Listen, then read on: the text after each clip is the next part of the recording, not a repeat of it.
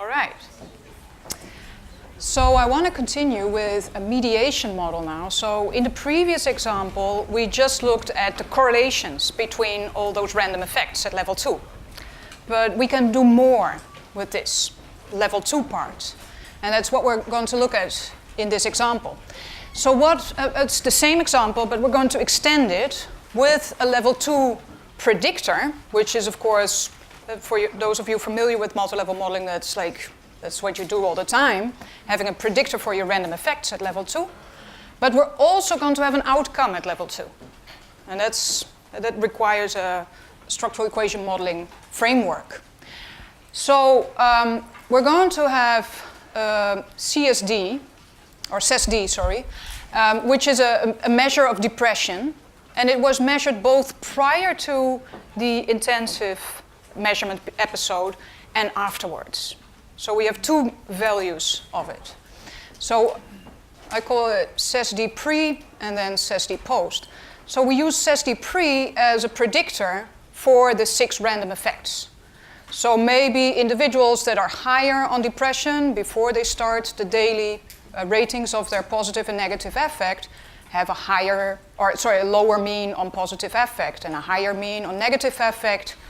And they might have more or less carryover in their positive affect and so on. So that's why we include it as a predictor here.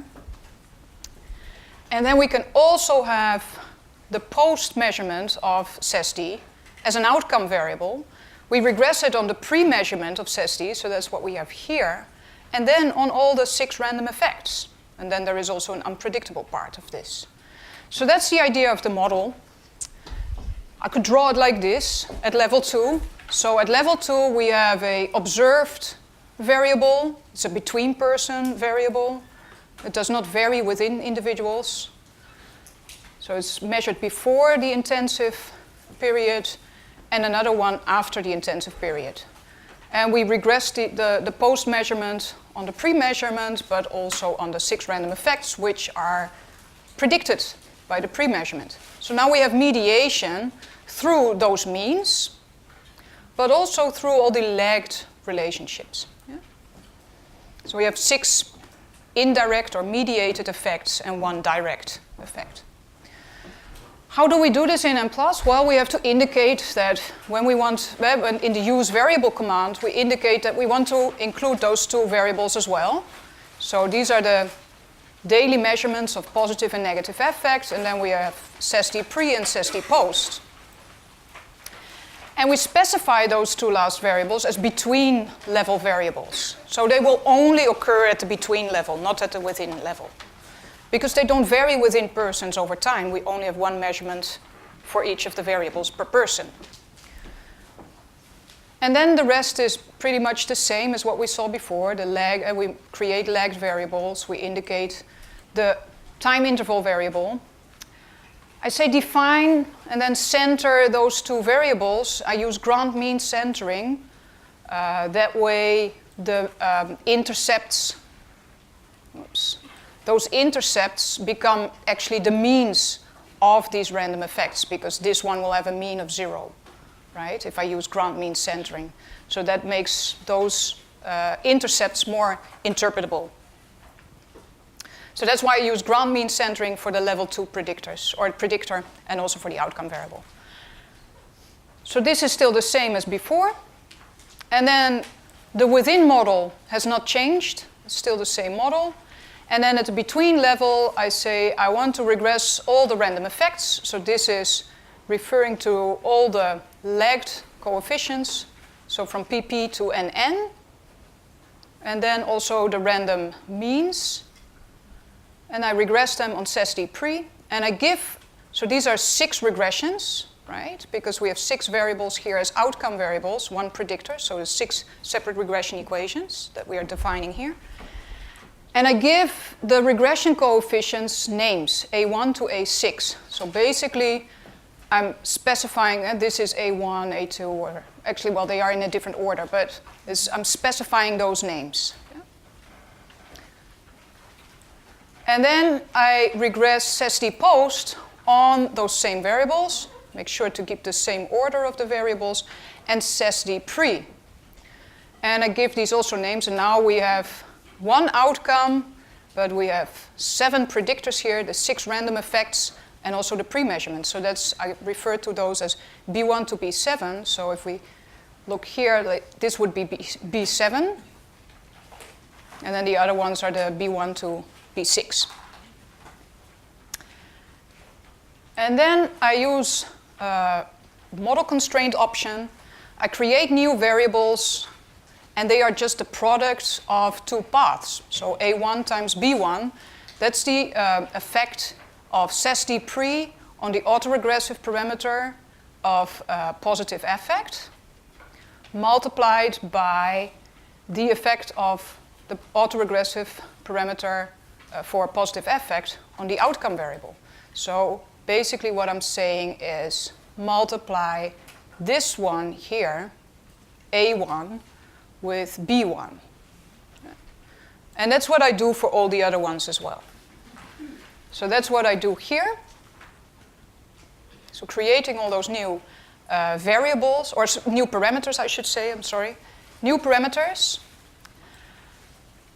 And then, because we are using Bayesian estimation, this will be computed at each iteration of the Gibbs sampler, or the Mplus Hastings algorithm, or MCMC chain, I should say.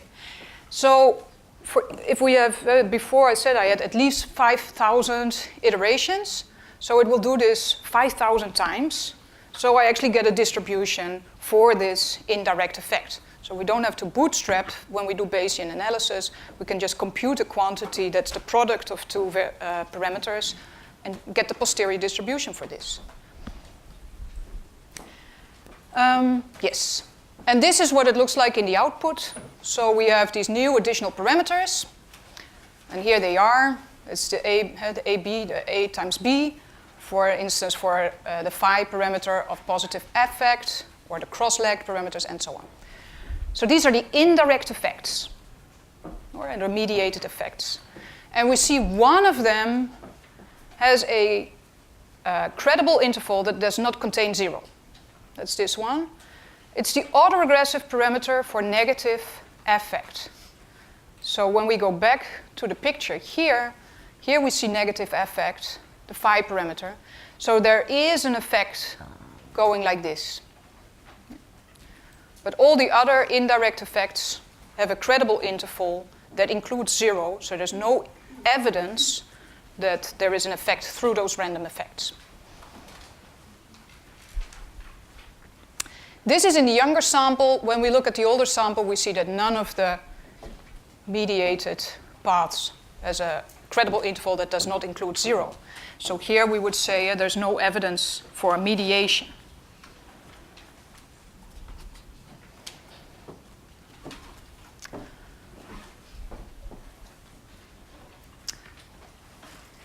Another way in which we can extend the model is by thinking about random variances. So, random innovation variances. So when we look, for now, make it a little bit simpler, just univariately, suppose we just focus on negative affect. So we regress negative affect within person-centered because of the decomposition that is used. Regressed on itself, also centered, that's why we have the W here, at the previous occasion. We have the random slope. We have the random mean in the decomposition part. And then we have this innovation part here. And thus far, we assumed that there was just one variance term for this, basically saying all people have the same residual variance here. But we can question this assumption. Like, does it make sense that the variance of the innovations is the same for people? Or should we assume that it has a subscript for individuals, so it's allowed to differ across individuals, this variance here? If we do this, if we allow it to differ, we have to make sure that because it's a variance, it always has to be positive. Negative variances don't exist, or it's not a variance if it's negative.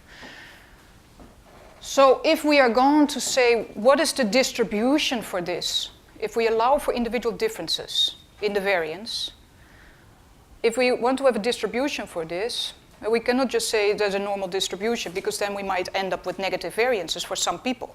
It's not possible. Program would say, no. Program says no.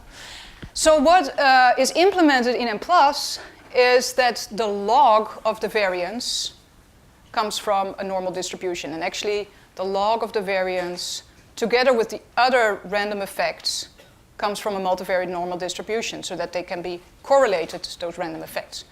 What are we talking about? Individual differences for the variance. Why would this be interesting? Well, recall that this represents everything that affects my current negative affect that has nothing to do with my negative affect yesterday. That's what it is. So as I said, it could be like how well I slept, what I had for breakfast, whether people were nice to me this morning in the elevator, whether you are falling asleep or not. Yeah, could be a big factor actually. Hormones, everything. Like it's a big collection of things.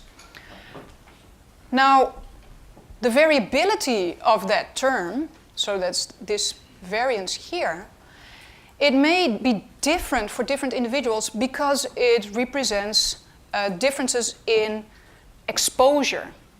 So, for instance, one person might have a very strict life, like have very regular diet, no drinking, no problems with hormones, very little interaction with other people, so very little influences from that part. So there's not so much exposure to variability. Whereas another person might sometimes, eat a lot or drink a lot, and then other days not, or be very social sometimes and having lots of interactions, and other times be more like studying for an exam, not seeing anyone, and so on. So there's more variability in exposure. Yeah. So that would be one reason to assume that there are individual differences in this variance. And another one is how reactive a person is to external influences.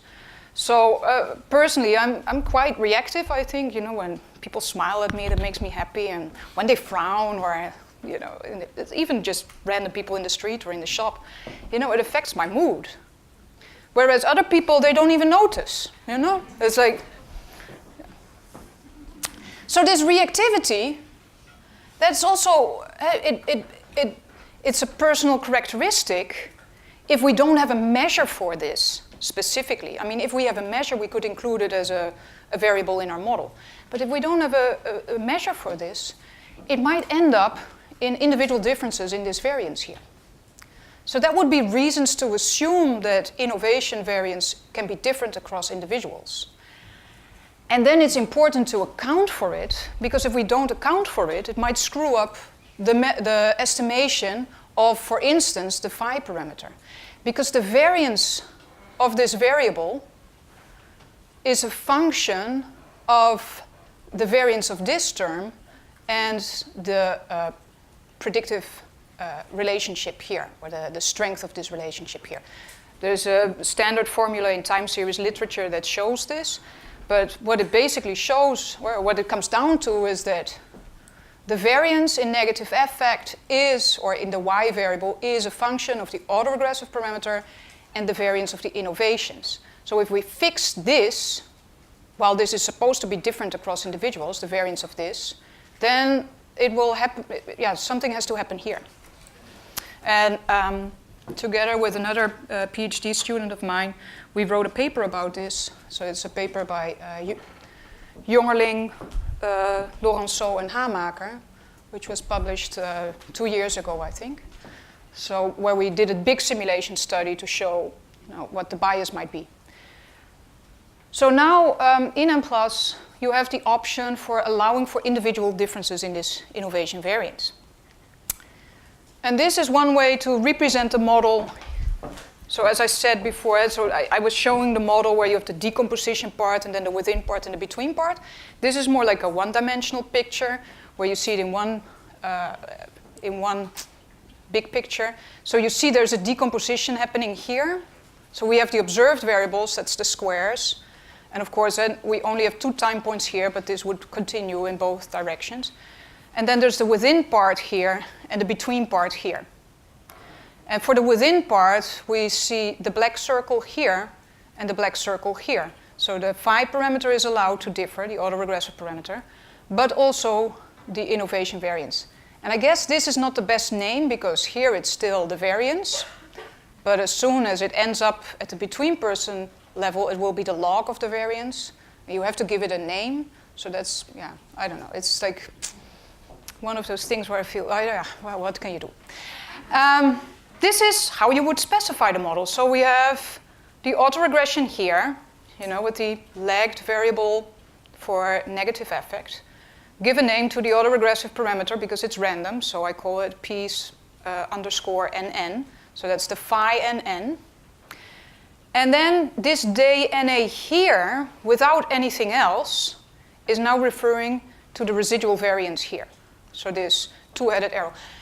Bengt calls this the headphones. He said, I don't like the headphones.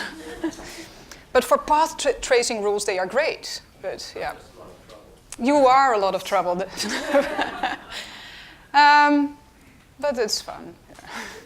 Anyway, so the black circles, they become the open circles at the between level. So now we have 3 random effects. So the mean, which comes from the decomposition, and then the random slope, which was defined here in the first line for the within model, and the random innovation variance, which I call log IV, so the log of the innovation variance. And then so at the between level, I allow all of them to be correlated. So this is wonderful. And then, of course, we want to extend it to bivariate. Yeah. And if we do it bivariate, we not only want the innovation variances to be random, but also the covariance between them. Yeah. And to do this, the way to do it now, at least, is to add this additional factor here. So as you see, we have the decomposition, we have the within-person model with the 4 lagged coefficients here, or the random slopes. They are over here at the between-person level. The within-person means are over here. They come from the decomposition. And then we have, instead of just having 2 innovations and a covariance between them, we now have 3 things here. One of them being a common cause or a common factor for the residual part here. So, and this is where I like the headphones, like you see that there is this negative relationship here because I fix one factor loading to 1 and the other one to -1. So this is an assumption you then have to make. You have to decide, do I think that everybody will have either a negative covariance or a positive covariance? So it's not possible yet to have both. Yeah. So it's one or the other. And here, because we are looking at positive and negative affect within the same day, it seems logical to have a negative relationship. At least that's what I think, but I had some arguments with colleagues about this. Who said, no, I have days that I have both, and then other days that I have none of those things.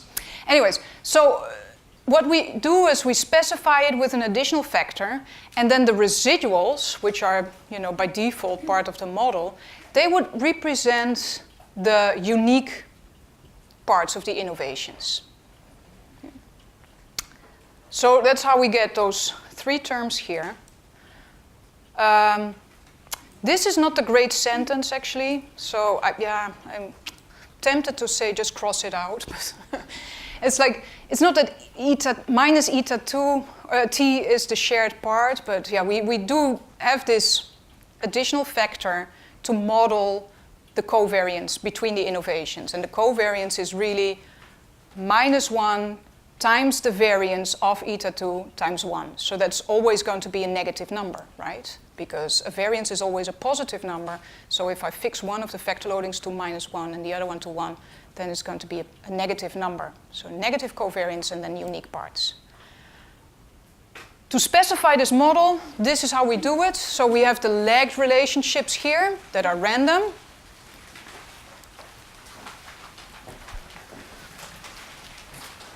And then we have to create this extra latent variable that represents the negative covariance, because so this total path is the covariance, right? So it's -1 times the variance of eta times 1.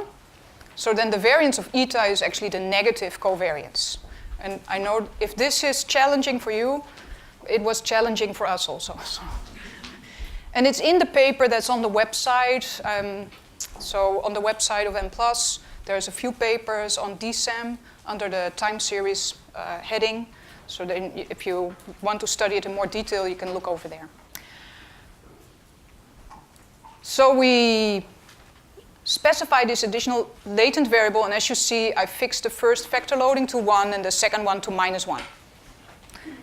And then I specify random residual variances here. So these are the unique parts now. So it's not the total innovation variance, but only the innovation variance that is unique to positive effect, and this is only unique to negative effect. And then also the covariance, or the negative covariance, is allowed to be random. So that's what we do with the vertical bar. It's allowed to be random. The black circles, creating the black circles that are variables, latent variables, at the between level. So and then at the between level, I just allow everything to be correlated with everything, as you can see.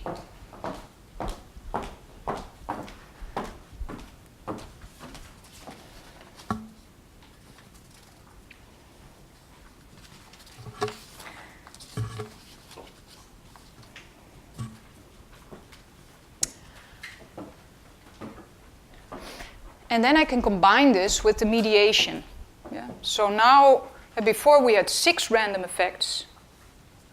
Now we have 9 random effects because we have those 2 unique variances parts, and then also the covariance, or the negative covariance.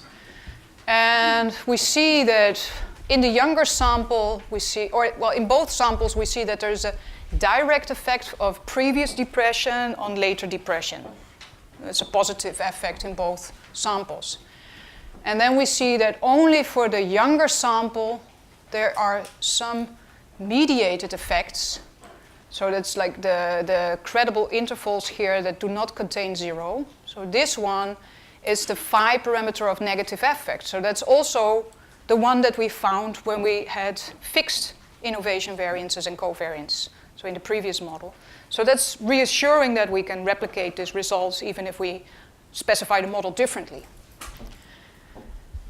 And then there's also this mediated effect through the log of the negative covariance. It took me a long time to figure out how to think about this, and I think I sort of forgot now.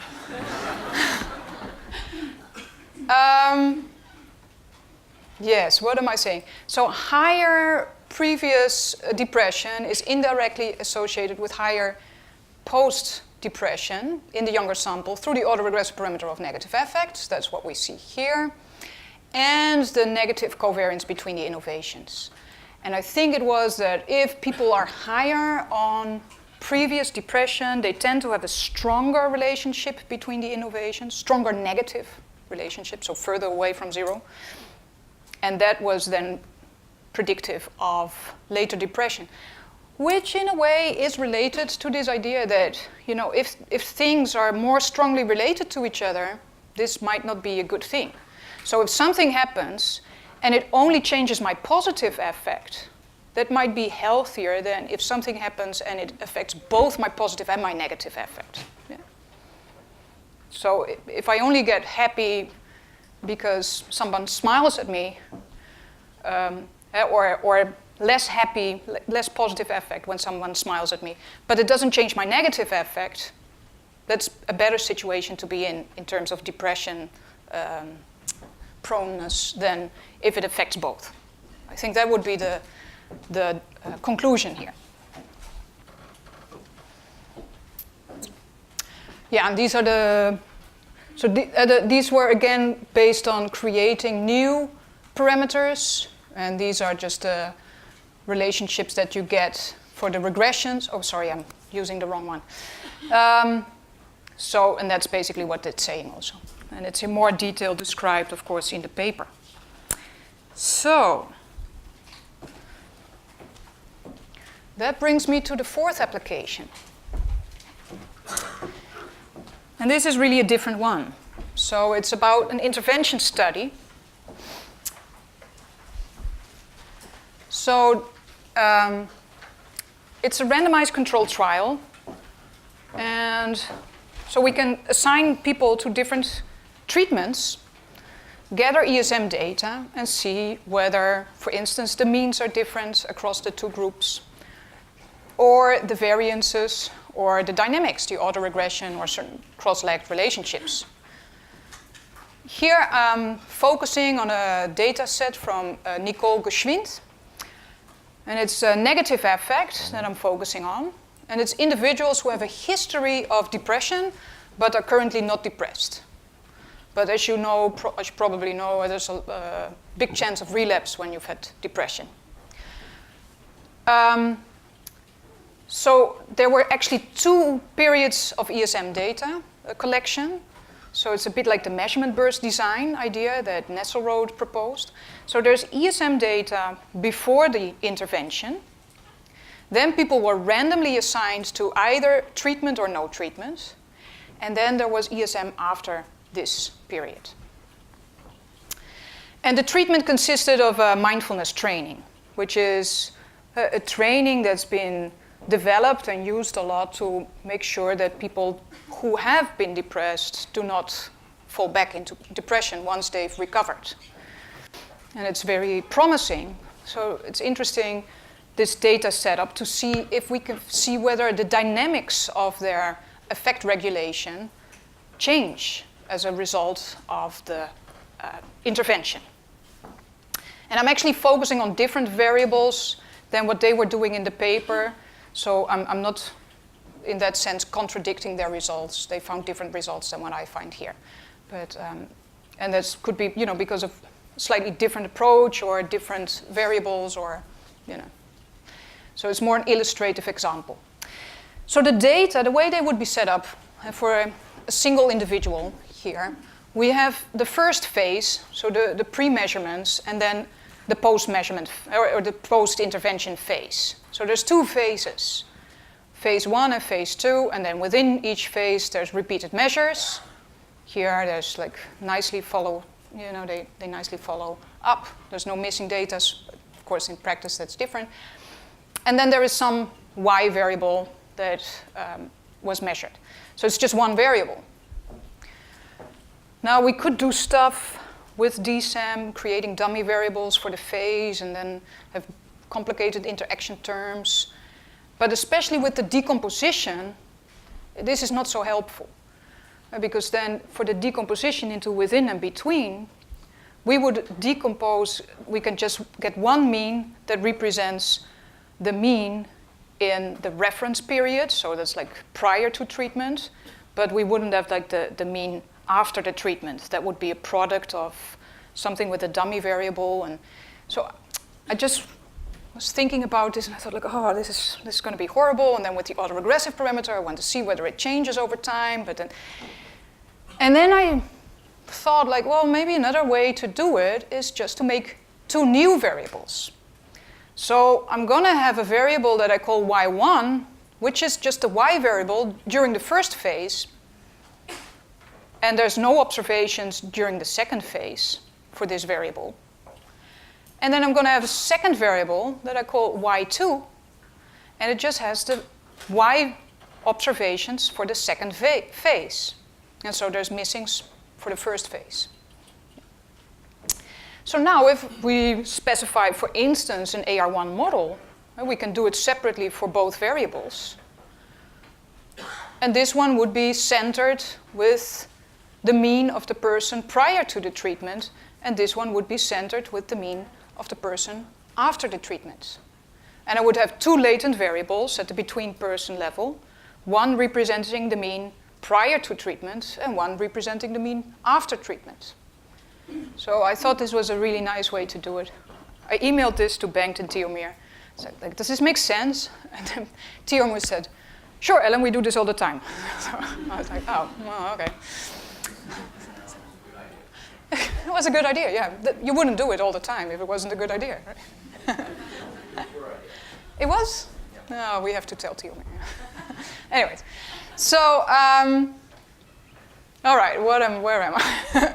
Treatment effect on the within-person mean. So first, we're not doing anything with dynamics, no lagged relationships, just looking at, are these means different or not? So we have two variables, NA1, so negative affect prior to the intervention, and NA2. And we have two groups, people that are going to have the treatment, or had the treatment at some point, and people who don't. So that's going to be a dummy variable. In the decomposition, it's just, the decomposition is just as it always is. So a variable is split up in a mean for that person, and a temporary deviation from that mean, which ends up in the between part. In the within part, and this ends up in the between part.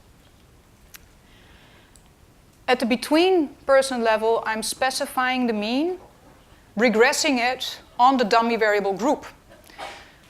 So for the mean prior to treatment, I don't expect group to have an effect, right?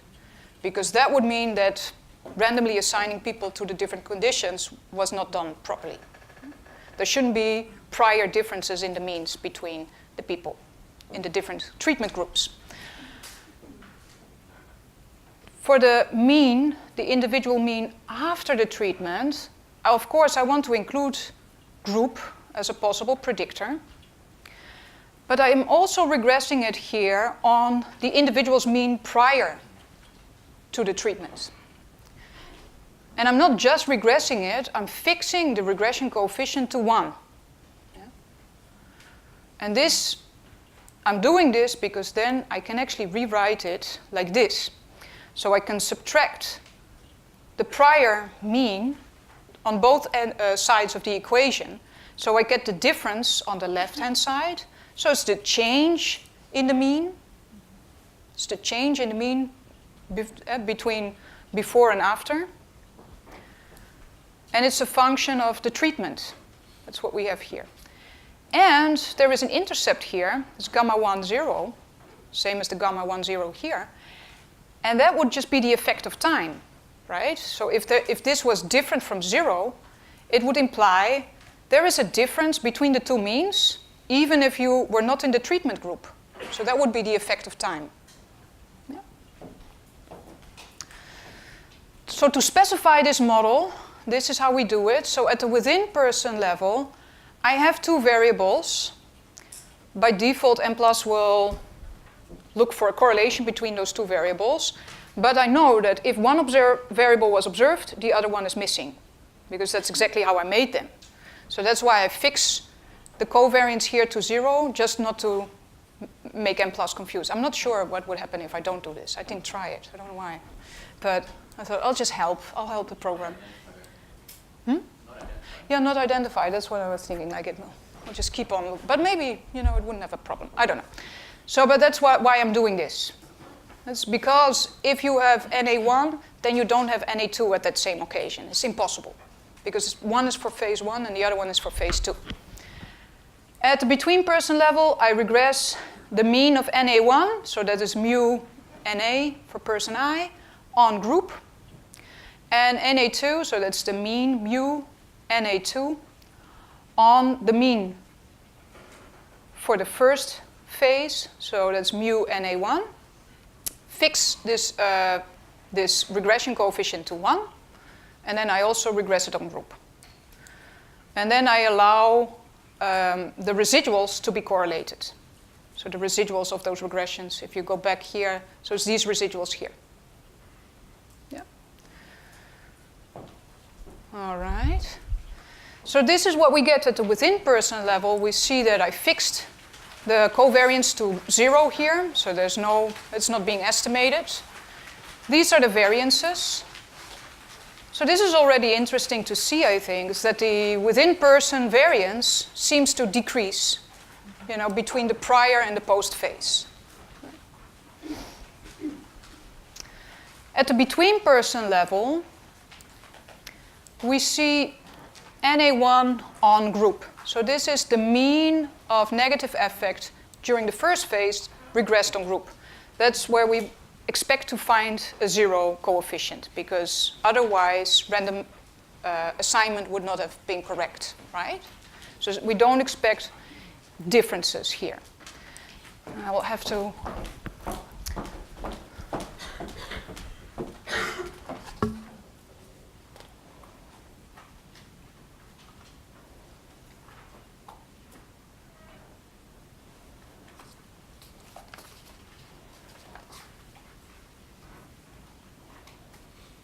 where is it? Yeah, if you compare it to slide 55, it would be this parameter here. So gamma 0, 1. And that's an initial difference between the groups, so you don't expect this to be different from 0. And it's not. As you can see, the credible interval contains 0, so there's no evidence that there were differences between the two groups prior to the intervention.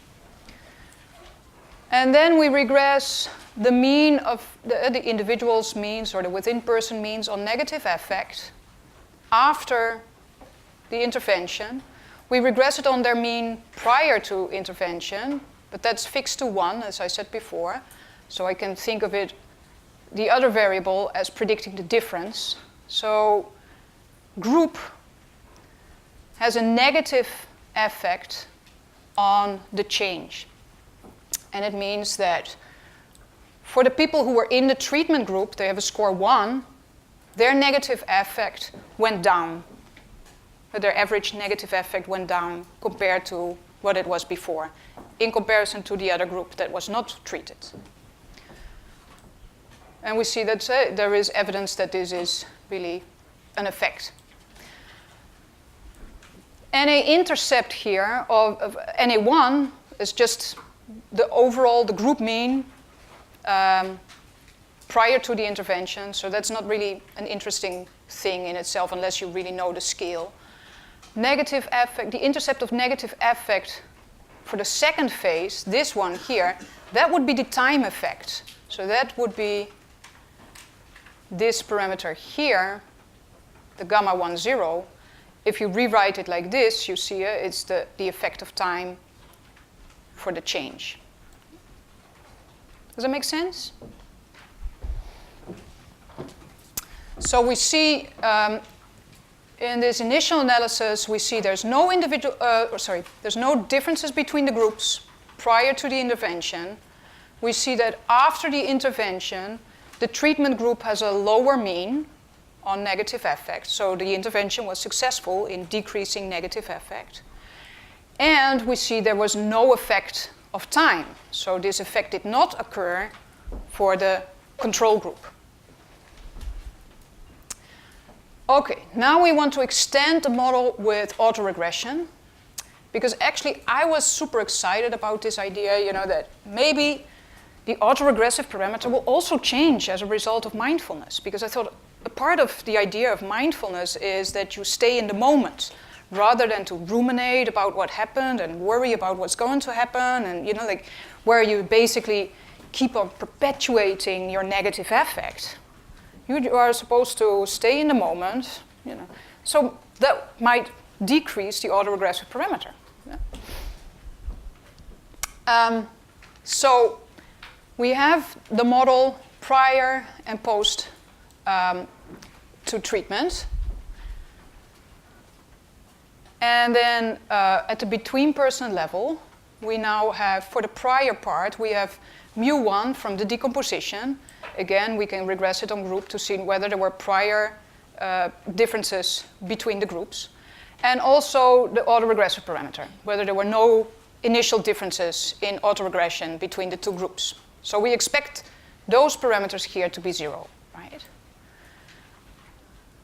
And then for the post-treatment phase, we have the mean of this, of the variable, the original variable, so from the decomposition, and then the random slope here, so the autoregressive parameter. So mu2 and phi2, they are regressed on their pre-treatment counterpart, so to speak. Again, with setting those regression coefficients to 1. And then regressed on group as well, such that if I subtract mu1 here from both sides, I get the change in mean as a function of group. And I do the same for the phi parameter. I subtract phi1 from both sides. I get the change in the autoregressive parameter as a function of group. And then the intercepts here, which is the same as the intercepts here, they would represent just an effect of time on those parameters. And these are the results. So we see phi2 on phi1, that one was fixed to 1. Phi1 on group. So that's, are there initial differences in the autoregressive parameter between the two groups? And this is not different from 0, so that's encouraging. There were no initial differences in the autoregressive parameter. Phi2 on group, remember that because we include this as well, it's the change in the phi parameter regressed on group. And we see there is, that 0 is in this interval, so there's no evidence that the change in the autoregressive parameter was a function of treatment. So that was disappointing for me, from a clinical background, but anyway, that's empirical data. And then we had initial differences in the mean of negative effects. That's what we had before also, and we see 0 is not in the credible interval, so there's no evidence for initial differences in the mean of negative effect between the treatment group and the control group. And then we have the mean of negative effect in the post-treatment phase, regressed on the one pre-treatment phase. That one was fixed to 1, so that we can interpret this as predicting the difference, and that one is still significant like it was before, a negative effect. So it means that if you were in the treatment group, there's the prediction is you have a lower mean after the treatment in comparison to people who were not in the treatment group. Yes, and then we have the intercepts. First one is just like, is the mean during the pre-treatment phase different from 0? It's not so interesting. This one would be the time effect on the mean. We see it's not significant. This one is the intercept for the autoregressive parameter prior to treatment. It's just the average phi parameter across individuals. So that's different from 0. It just means that there is carryover from one occasion to the next for these people. And this one is the interesting one. So we see that phi2, the intercept, is actually significant, different. So it differs from 0. So what is this intercept here, this phi2 here? If we go back, it's this one here. It's what we refer to as gamma 30. It's the intercept, you can look at it here. It's the intercept of phi2. And if we look in this equation, I find it clearer. It's the effect of time on the autoregression. So if you were not in the treatment group, you have a 0 score here. This drops out, so there's an average time effect. It's negative, so it seems that there is a drop in autoregression between pre-treatment and post-treatment that's just related to time and not related to treatment. So that's the result. I don't like it, but that's what it is. This says all effects random. Yeah. So here I allow everything to have a random part. Yeah. So then,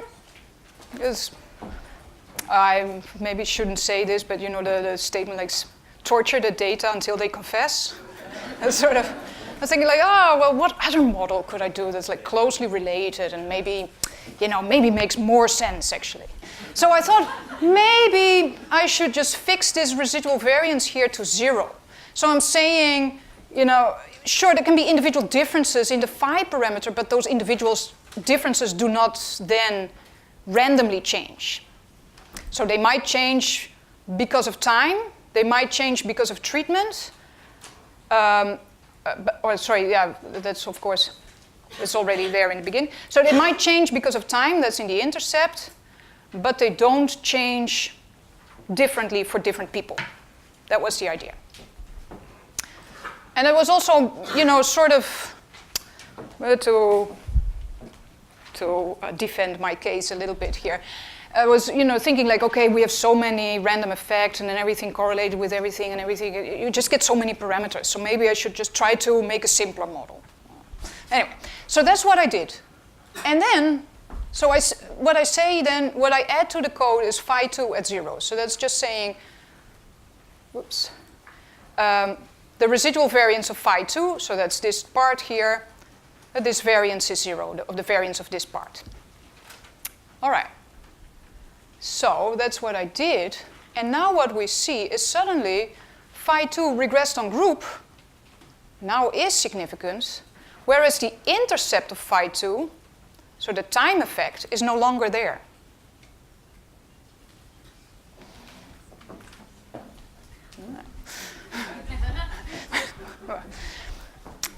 I think this is a case where you should not be happy, actually. Because we don't want, like, sort of minor changes to the model to make this big of a difference. Like, does phi change? Does the autoregression change because of time, or does it change because of treatment? It's quite a different thing, right? So, and one of the things when I was looking into this, just coincidentally, but these things seem to happen all the time, coincidentally, but I saw this discussion somewhere on the internet about multi-level models and whether you include all the random effects or not. It was related to a paper that was retracted because after they added the random effect, the main results from the paper no longer held, for the fixed effect. But there is a paper by Barr, so B-A-R-R, and others from 2013. Anyone here knows it? So they do a simulation study and they show that if there actually are random effects and you don't include them in your model, then your type 1 error for the fixed effects increases. So basically they are saying you should always include all the random effects. This slide is wrong, the previous slide is better. So that's the bottom line then. I don't know, it's just like something that I think, we need to do a lot more research in this area to find out like how to approach these kind of problems. But this is just to make you aware that these things might happen. Like you change something and then there might be changes in other parts of your model. Okay. Then another way to extend this model is by including a level 1 predictor. So it's a level 1 predictor. And again, I have it for the two phases, so pre-treatment phase and post-treatment phase. It was one variable to begin with, but then I made it into 2 variables. And it indicates whether something emotionally charged happens since the previous beep. So as ESM data, you ask people at random time points during the day, how are you feeling right now in terms of negative affect? And did something like positive or negative happen since the previous beep? So in a way, this variable, even though you measure it at the same time, is referring to a lagged relationship.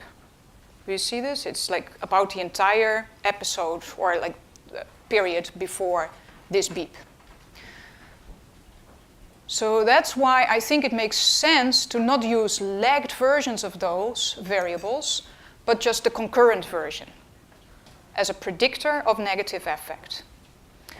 If you have a positive score on this variable, then a pleasant event occurred. If you have a negative score, then something unpleasant happens, and it's more or less a continuous scale. So the model that we're going to use is this. So we have negative affect regressed on negative affect itself at the previous time point, plus the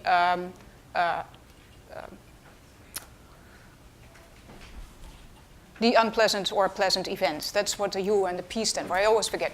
The unpleasant versus the pleasant events. It's like the entire range. And so as you can see, now we have T here, not T minus 1. So it's not a lagged, the variable is not lagged.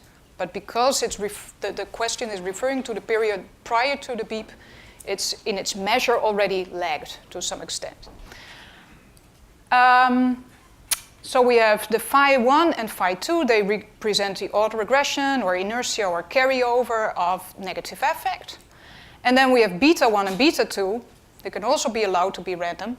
And they represent a person's reactivity or sensitivity, right? So now we actually have a measure of something that used to be just ending up in the innovation term. It's like whether something pleasant or unpleasant happens.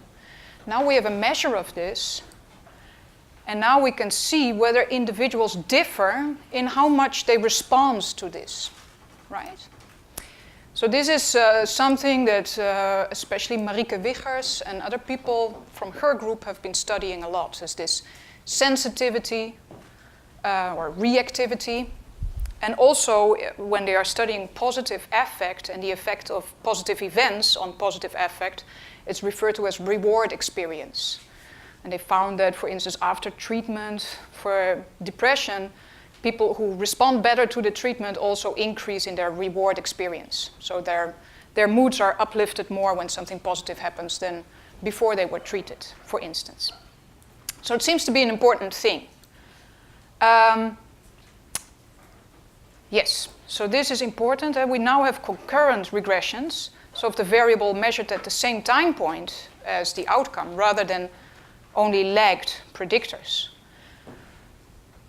So group is the predictor at the between level. So we regress those prior or the pre-treatment mean, autoregressive parameter, and reactivity on group. And we expect group not to be significant here. And then we also do the same thing as we did before for the change in the mean, the change in the autoregression, and the change in the reactivity as a function of group. And then you can think of the intercepts as just the effect of time on those quantities. Now, to do this, we run into a little bit of a problem, because the predictor has missing values. But now it's not a lagged predictor anymore. It's a concurrent predictor. And then, if we don't do anything, Mplus will just delete the cases where the predictor is missing. So we don't want this. So we have to make those variables part of the model. And another issue, now I have to think. There was another issue. This is terrible. All right, yes. Theomir, can you help me out here? There was a problem. So we have the predictors. They are concurrent predictors. We want to have the decomposition into within and between. But why was it not possible for concurrent variables with missings?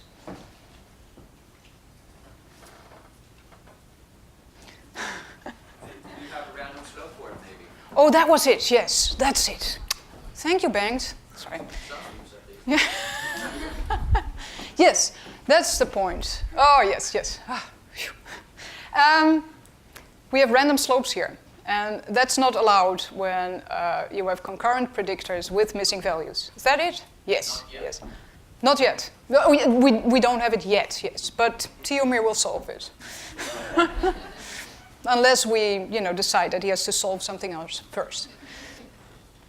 I have a few things on my wish list. So, anyway, so that's why instead of being able, so that's why instead of saying, this is just part of the model, blah blah blah, I'm defining these variables just as purely within variables. And then saying, I want to use group mean centering for those variables. So this is now, instead of doing the latent decomposition as we are doing so far for the outcome variables, it will use the sample mean to center those variables. Very boring, but that's how we have to do it. And so we also will not have the means, the individual means of those variables at the between person level, because they are defined as within person variables they do not end up at the between-person level. The means are not there. Yeah?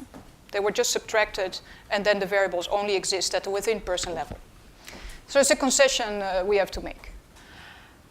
Okay.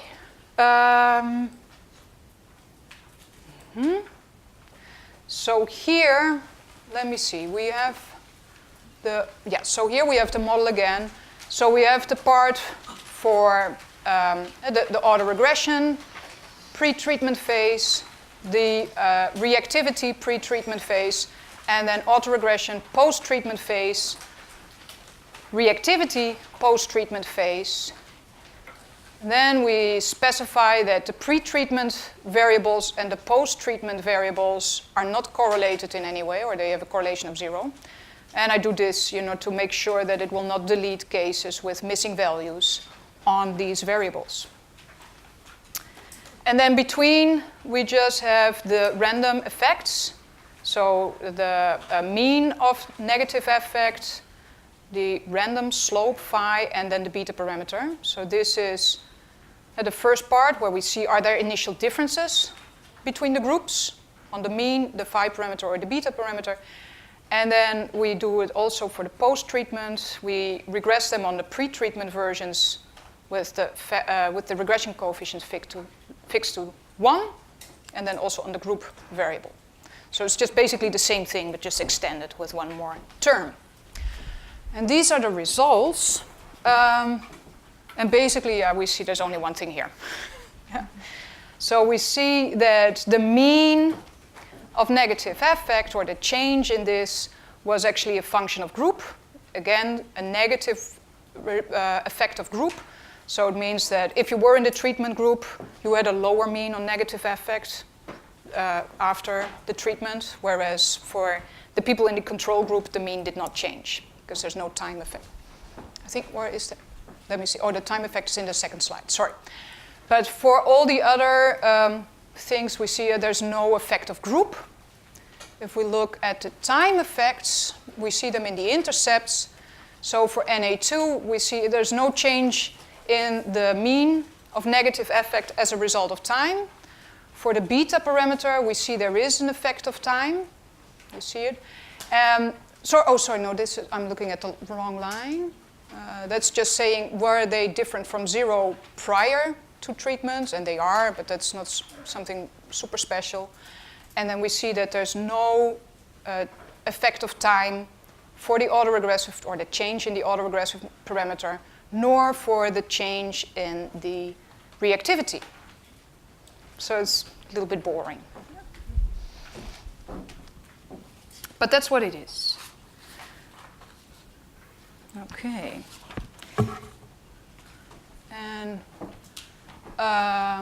then we can also, of course, look at standardized regression parameters. So the autoregressive one, and also the beta parameter, and look at how they have work out, at the pre-treatment and post-treatment phase. And the nice thing is that the standardized parameters for the post-treatment phase will actually be the whole thing. It will not just be about the residual. So then you can look at whether the effects change. And of course, here we don't expect to see much change. But if treatment or time had a significant effect, then you might see more interesting changes here also. All right, with that, I think we have to do. So what do you want to do, Bengt? Well, you can go for another 15 minutes, but do you think you covered it or covered part of it? I feel ready for lunch. But no, let me see. You can save it for tomorrow afternoon. Well, yeah, I'll do a little bit. Yeah? No? Yeah? All right. So we looked at models with observed variables so far.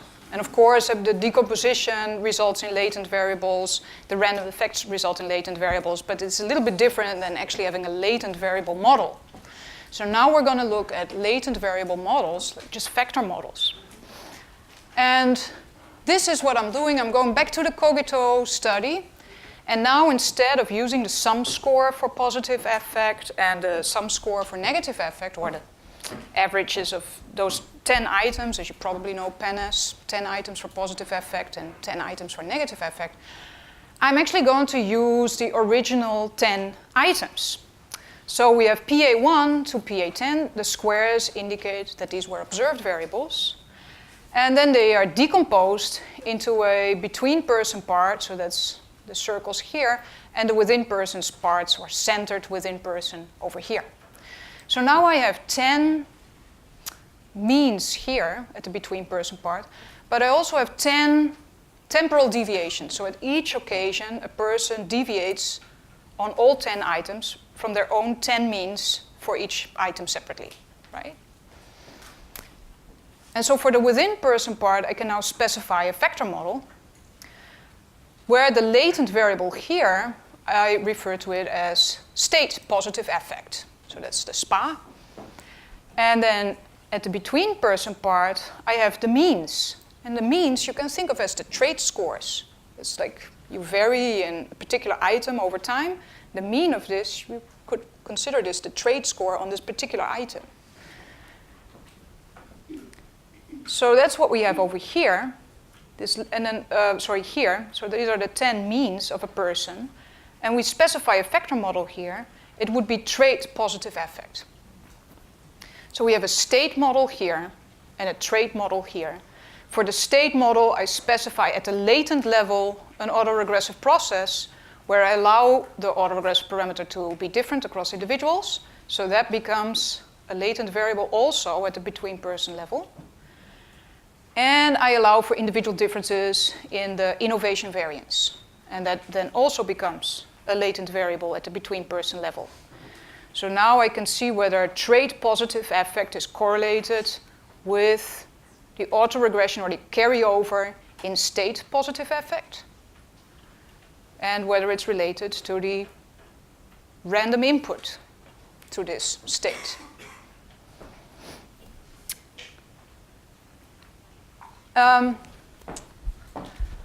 So basically now one way to think about it is that, okay, we have something that varies over time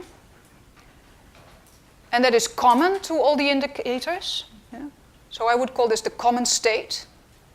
There are parts here that I did not explicitly draw, but here's our residual parts. Residual parts that vary over time and that are unique to a particular item. So that would be unique state or just measurement error. And then at the between-person part, I have a common part that it does not vary over time. That's because it's at the between-person level. It doesn't vary over time. So that would be the common trait. And then I have unique parts here that do not vary over time. So these would be unique traits, or you could refer to them as systematic error. It's error that does not vary over time, but it's specific to a particular indicator, not related to the other indicators. So I like to think about it like this. This is a way to decompose the total variance into common state, unique state, common trait, unique trait. Or, so we have measurement error, random measurement error here, and then systematic measurement error over here, systematic error. And then a few other things, of course, for the dynamics. So now I'm using vector notation without writing it out like as a complete vector, but the bold characters imply these contain multiple elements. So YIT is now just the observations on all 10 items for individual I at occasion T. And then mu I is also a vector. It contains 10 elements, and these are the means of individual I on all 10 indicators. And then we have the YIT superscript W, so these are the within-person centered 10 variables that vary over time. Then at the within-person level, we specify the vector model here. So I'm saying the vector loadings are in this matrix lambda. Here the epsilons should have a subscript t as well, so there's a t missing here. Because of course these are the parts that vary over time because we are at the within person level. So these are the random measurement errors, the epsilons here. And so there should also be a t here. Then this is the vector model. So the vector here is specified as an autoregressive model. So the vector SPA at occasion t is regressed on occasion t minus 1. The random coefficient, and then we have a random innovation variance here. And at the between person level, we have the 10 means. They come from this part here. So the 10 trait scores of a person, they are the indicators of a latent variable called trait positive affect. And this lambda here does not have to be the same as the lambda superscript W, so these could be different vector loadings here. And then, of course, in addition to this, having different scores here for different individuals, we also have the random parts from the within person level, so the phi I and then the innovation variance, or the log of the innovation variance. And then they can be all correlated. So to specify the model, this is how you do it. So what is different here compared to what we've seen before is that now, instead of having observed variables that we want to have lagged versions of, as we did before, we want to do this for a latent variable. So we can only do it once we specified the latent variable. So as you see here, we are not using the lagged statement anymore in the variable command. Instead, we're creating a lagged variable, and it's happening over here. This is where it's happening. So we specify at the within person part, we specify the vector model using the 10 indicators. And the %1 here is saying, I want a lagged version of this variable here, lagged by 1. So that's how it's different from what we did before. I give names to the vector loadings. That's what I do here. I specify the autoregressive process. So now I can have SPA %1, because that's what I just created up here. So that's, well, it's this variable here. Or if you look at the diagram, it's this variable here. That's what we created there. So yes, %1 here, autoregressive model here with a random slope, and then random innovation variance for this latent variable. Then at the between person level, I also specify the vector model. So that's the, I'm actually, yeah, now I'm calling it POB. So that's the trait positive affect. Yeah? So it's positive affect between, or trait positive affect as I called it before. And so we have the vector loadings here also giving them names. And then I allow the covariances between the latent mean on the vector, the phi parameter, and the innovation variance. And then also between the innovation variance and the phi parameter. Maybe that's a good stopping point as a cliffhanger. Right. Yes. Yes. So we're going towards factorial invariance. Yeah. Across levels. Yeah. So Ellen will come back to this topic in the last block tomorrow afternoon, in the 3 to 4:45 slot. So with that, let's see if we have questions for Ellen before we go to lunch.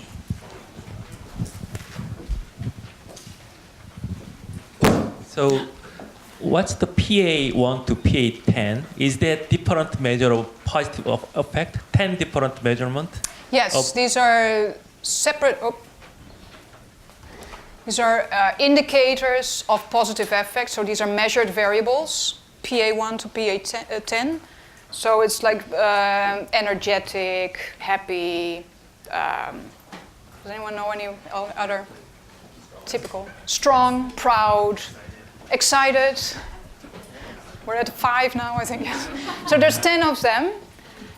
They were observed. So, and then typically people use some scores or the average. But here I wanted to look at them separately and have a vector model for them. So they are observed, and then they are split into a within and a between person part, which means that if you talk about PA to PA10 PA1 to PA10, at the within-person level, you're talking about them here, the within-person part. When you talk about them at the between-person level, you talk about the mean part. So you are using that as a continuous variable, right? Yes. And Yeah. can you change it to the categorical variable and making that as item response theory? That would be a question for Theomir, but there he is. Categorical latent variable or categorical observed? So categorical observed. So categorical indicators of the factor instead of continuous. I'm going to show an example of that this afternoon. Yeah, it's not a problem. We have to say something about it, though. But yeah, no, not now. But you have to tell the program. I mean, that's yeah. So I'm this might not be the best way to do it. I think it's okay for positive affect, but for negative affect, I think when you have the strong skewness, then you may want to go to a categorical. It's tricky because I think they use the 7-point Likert scale. So then they say, 7 categories is like almost, you can think of it as continuous. But of course, not everybody is using all the 7 points. So some people might have a nice normally looking distribution on those 7 categories, and then other people have more like, And I have a slide about this for tomorrow. Yeah, I also have a question on process. Do you do CFA?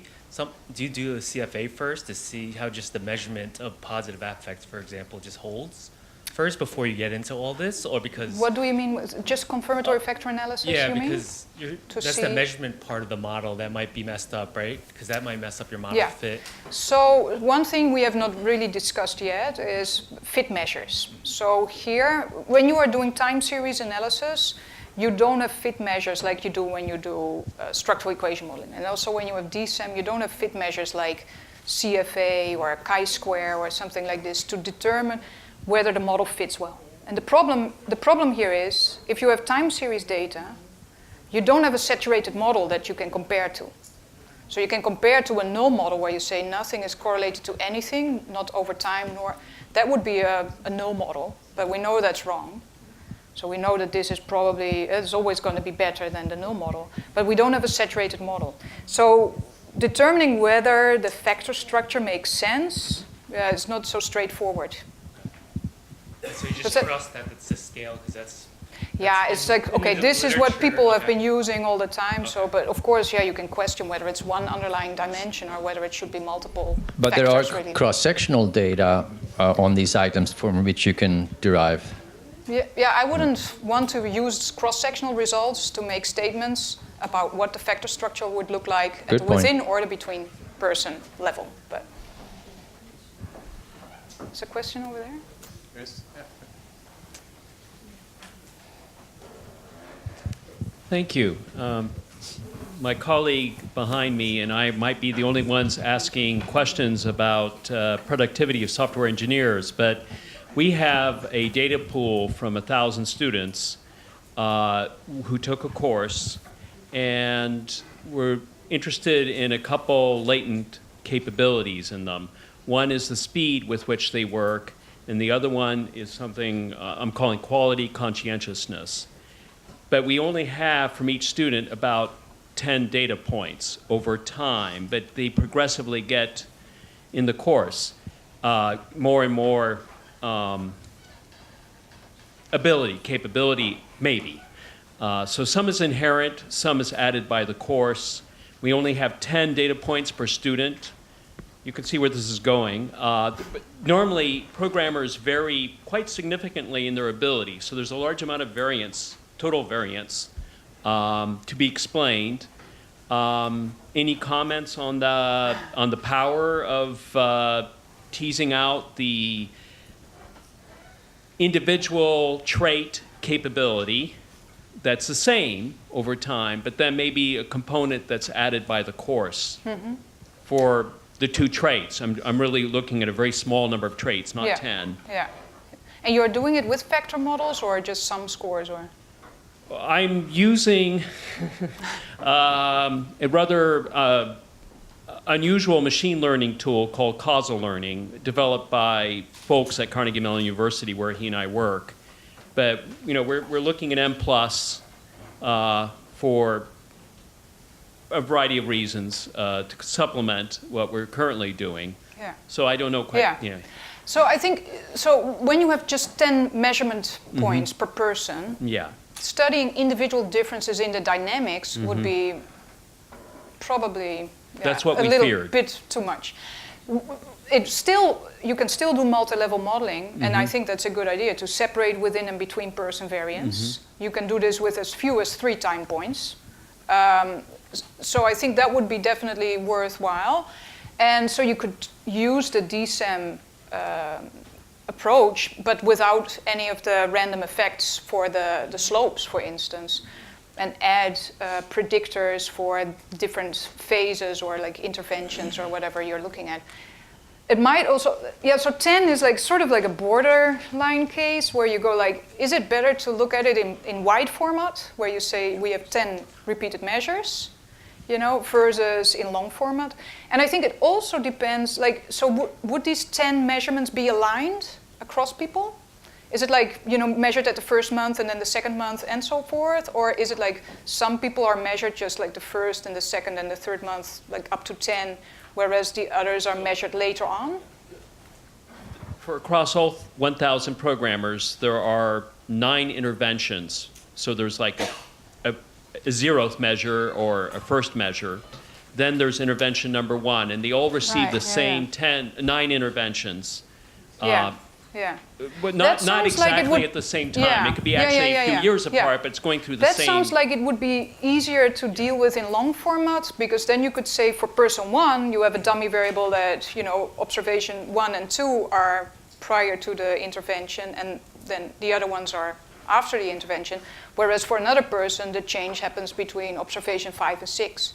So you would have a time varying predictor, dummy variable, that can have a different time of change for different people. I'd just like to add also that I will talk more about the requirements when it comes to sample size in terms of number of time points in individuals. And for the empty models without the random slopes, I think it could work with 10 time points when you have that kind of large number of individuals. But I'll get back to that tomorrow. Do you have anything to add? Yeah, I was going to add another issue that you brought up is the the fact that the ability actually changes over time. And so to estimate the DSEM models, we do not assume stationarity of the model. So, you can have a trend in the, in the factor scores. Thank you all. Right. We have a question here. This one. Oh, there? Oh, yeah. In your treatment example, could you do anything, or what would you do if you only had these process variables for the treatment group, and you wanted to estimate a between group treatment effect, but then look at the process only for the treated individuals? So you don't really have data for the control group. All right. So you don't have a control group. You have a control group, but you don't have data, almost time points. You only have a Or you pre only and have post DSM score. data for the treatment group? Yeah. And then prior and post to treatment, or? Yeah, pre and post for both groups, but no repeated measures of the positive and negative affect for the control group. So you only want to look at the process of folks who are going through treatment, but you want to include that in a model so that you can link those processes to change. I'm not sure I understand. Sorry. So you have 2 groups. So what have you measured for the control group if you don't have the repeated measures? You don't have anything. You don't have anything? No. So But then you have no control group. But you have the outcome variables. You have did they change on the outcome, so the depression scale, pre and post. Oh, so that would be But like the a positive- between person. but A between person variable. So in the treatment model that I discussed, like this one, as you see, the only predictor that I have is group at the between person level. I only have group. And I predict the means and the mean and the order regression and the random slope here. So these are things that come from the intensive longitudinal data. So if I only have intensive longitudinal data for the treatment group, they would not be here. Yes. So I could. Could they I be don't know. only at the So, I mean, and I don't have within? another between person variable here now, but of course we could have something like depression prior to everything, and that could be a predictor here in this part of the model and also here. But group wouldn't be a predictor now then, because group, you cannot predict the mean of these intensive longitudinal measurements if there were no measurements at all. Mm-hmm. So I mean, it would be basically a different analysis. Yeah. Yeah. No. My side. Hi. So I'm actually interested in the coding of that group variable. Is it dummy or effect? Which one? The group. The group variable is a dummy variable, yeah. 0, 1. So if that's the case, and I may be misunderstanding the model, but does that mean that the time effect is conditional on the group coded 0? Yeah.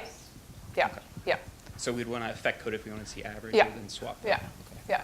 Yeah. So yes. So I don't have an interaction here between time and group. I get.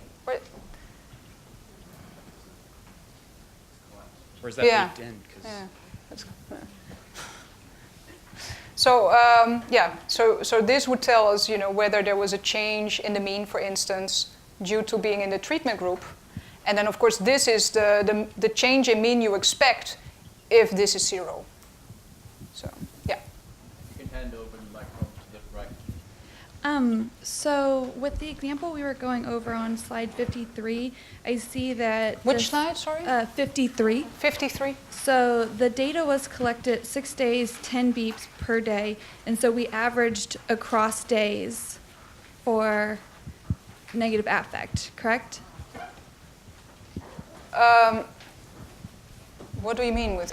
I guess. Oh no! I'm using all the 6 or the 10 beeps per day. They're separate variables, yeah, And or so- separate records, yeah. Okay, and so I'm wondering with that, how did we create the lag?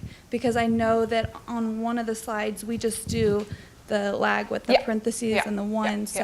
So here the problem is before we had daily diary data, then it's like very easy to say, okay, we have a time variable that's just day, and then we use the grid 1. That's like so. When you have data, ESM data, you have to decide on the time scale that you're looking at. Here what I did was, I did it in SPSS. I had a variable that says this is the day, and then this is the time within the day. And I combined the two, and what I did was it ended up with a variable that represents the number of hours since we started measuring. Yeah, so it took a little. If anyone wants to, I'm totally willing to share the code. And I'm sure you can do it in other programs as well. But it's you just have to fiddle around a bit. But then you have this the hours since the beginning, and then when I had to decide on the t interval, I chose 1 again. So the results that we get for the lag relationships are about a lag of 1 hour. Yeah.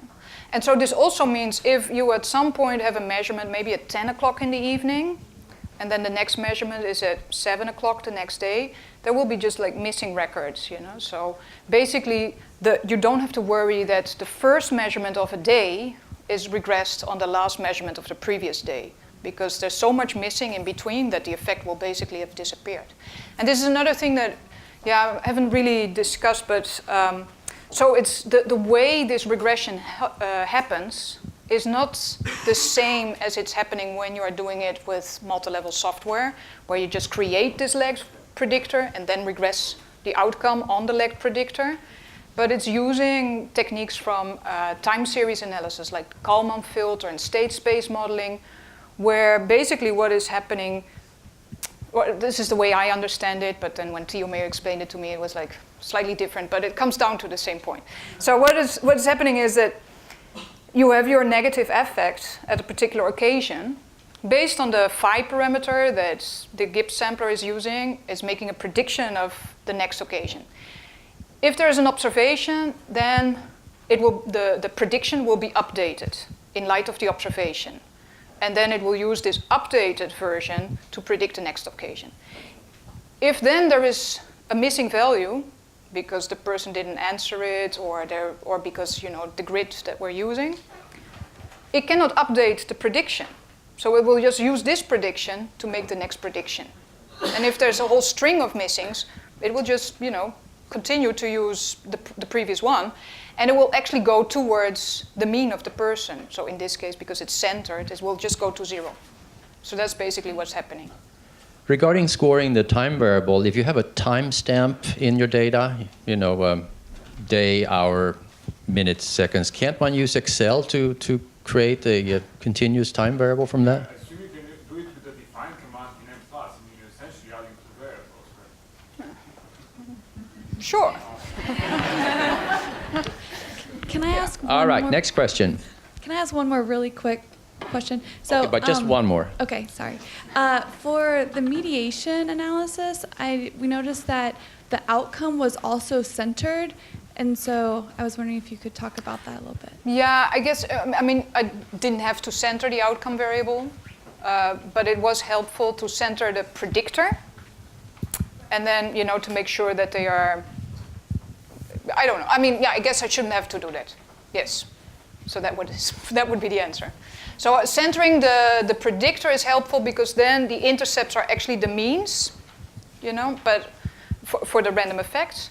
But then centering the outcome, it's not really necessary. Or maybe it's actually not a good idea.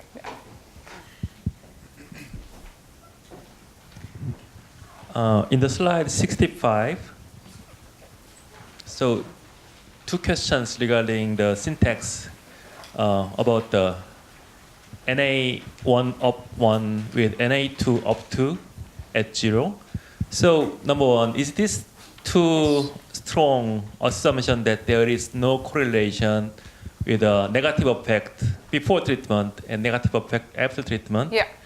And second, regarding the syntax, if you see the slide number 64, you're defining use variable command as NA1, NA2, up 1, up 2.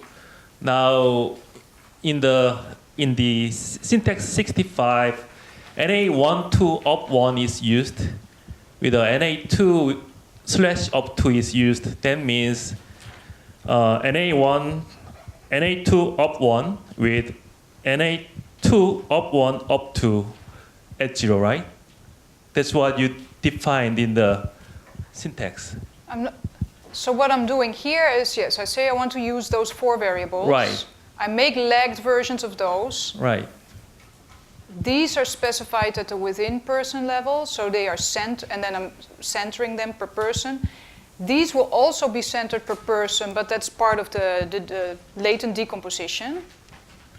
And then I'm saying this, and then here I have those regressions, and then I'm saying this to make sure that, so if we have NA1, I don't want Mplus to try to compute a correlation with NA2 because you're either in phase 1 or you're in phase 2. So if I have a score on NA1, I have a missing on NA2. And that's also true for NA1 with up 2. So that one is also fixed to 0. And then up 1 with NA2 and up 2 with up 2. Up 1 with up 2. Because there is slash between NA1 and up 1, in the use variable command in the 64, NA2 is in between NA1 and up 1. And up 1 is in between NA2 and up 2. So That's the use of the dash? Is that right. And you use the dash command in 65. Here? Yeah, right? Yeah. Oh, here. I don't know. Yeah, I would have to check that. Yes, thank you. Yes. Oh, I see your point. You're yeah. right that the list function refers to the use variable statement. So. Can I just add on I see. creating the time variables that there is a built-in function R for changing from a date variable to hours like you did? It's part of the tidyverse package. If someone is What's it called? Tidyverse. It's a large package of packages. Yeah. But you can do it easily there. No problem. All right. Other questions, or are you getting hungry? Here, got one here.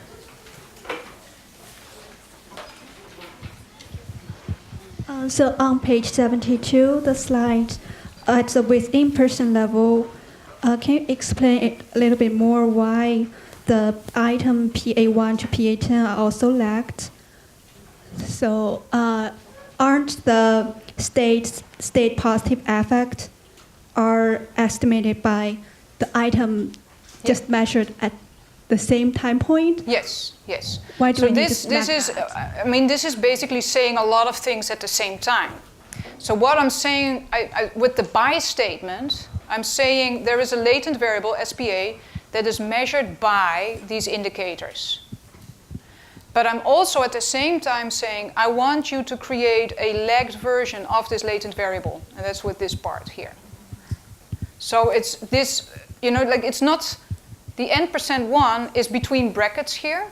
So it's not referring to those indicators, it's referring to this part here. Does that answer your question? Yeah? Right. Yeah. So the relationship between the indicators and the latent variable is at lag 0. Yeah.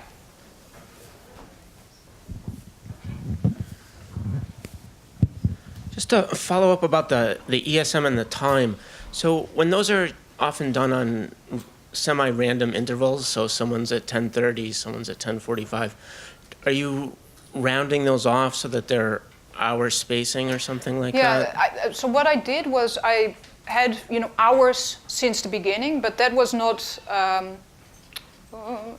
it had decimals. What is it? If it doesn't have decimals, it's integer. It was not an integer variable. So I didn't round it in advance. I just had this continuous variable. So it's in the scale of hours since the beginning. Mm-hmm. And then I decided to say, okay, I want to use a grid of 1 hour. And that means that Mplus will then round it to hours, to 1 hour, like, intervals.